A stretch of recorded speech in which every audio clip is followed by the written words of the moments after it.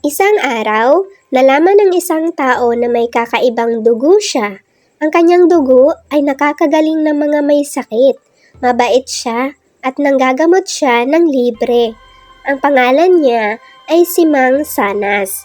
Sa isang bahay aliwan, nalasing si Nam Atay at nasuntok niya si Lorando. Galit na galit si Lorando at inaway niya si Nam. Nagsuntukan sila hanggang nilabas ni Lorando ang kanyang baril at binaril niya si Nam.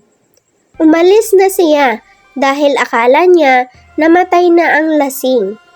Nakita ni Matt Alino si Nam na nakahiga sa isang bangketa. Agad niyang dinala ito kay Mang Sanas.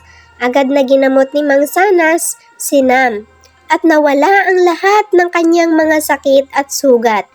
Biglang nalaman ni Lorando na buhay pa pala ang kanyang kalaban at ginamot siya ni Sanas. Siya ay muling nagalit at pinuntahan si Mang Sanas at binaril niya ito sa ulo.